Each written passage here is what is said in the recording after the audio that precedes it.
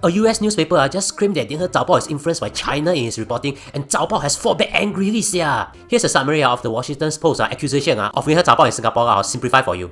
Don't the CC if you don't understand my essence, you idiot. So, on 24 July, this article was published. The title is an opinion piece, but it's actually an investigation article.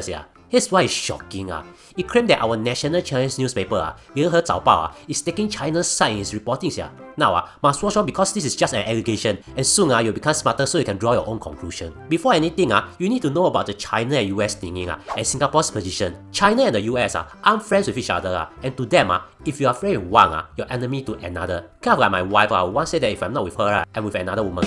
So just imagine this, I am Singapore, and then I go Astons. Then I order a main, and after that I'm forced to choose a size. The server kept on asking if I want fries or rice. I told him I don't want side, but he said cannot, then I must choose side, if not cannot eat there. Then I got an ingenious idea. I said, mala fries.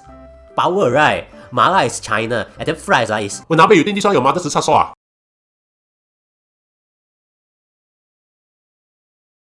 大啦。Yeah, so what happened is that the Washington Post said in its article that Singapore sees China and Xi in favorable terms and not the US. Now you both fellow, remember, they just say only, don't need to take everything in face value. Then they move on to talk about how 早报 has now routinely echoed some of Beijing's most strategic falsehoods after going through over 700 articles through 2022 and early 2023. Wow, poor things, those reporters. They miss out the juicy sagas that happened this month.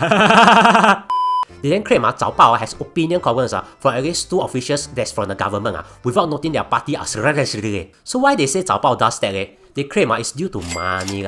You see, you should know that China has censorship that blocks content like how aunties will block the MRT train entrance one. Super efficient. So since even local media there are blocked, surely foreign media are completely shut off from them, right? Not for 早报. According to the Washington Post, 早报were reprinted and circulated to higher-ranking party members in the 1980s, and then available in Beijing hotel bookstores. And now it's one of the few Chinese-language foreign news websites accessible in China. Yeah. 早报 is in China, but Google isn't. Now you know why we got and in China. You know how they copy the trends, and also if not, why after we got political sagas about affairs, China also got a Taobao version showing after.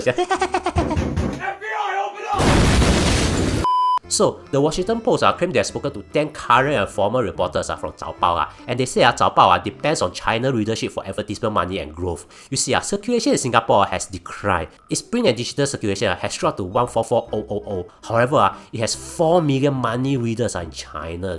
So the Washington Post claimed that this market is therefore important and they say the shift towards leaning towards China started in 2019. Back then, 早报 main WeChat page was brought there and still brought now.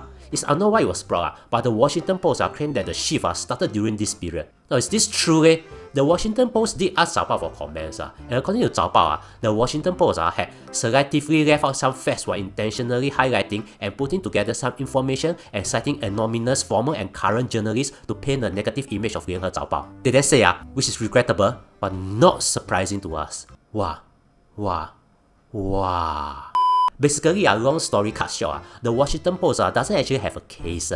And 早报 implied that the Washington Post is playing the if you are not with us, you're against us card. They say they don't have any US narrative or any China narrative. Instead, they have a Singapore media narrative. Now, since this is all about the readers, what does a reader like me who reads both the US papers and Singapore people with barely cannot be atas and read New York Times and Starbucks, man?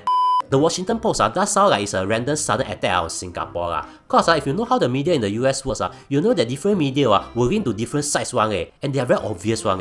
I guarantee you, I say they are not because I am applying for BTO friend this bug. Moreover, the Washington Post made speculations, didn't name sources, and most important, they start off by accusing that Singaporeans like China instead of US. A bit obvious how to go. Now, if you think you have learned something, consider subscribing and also watch this video.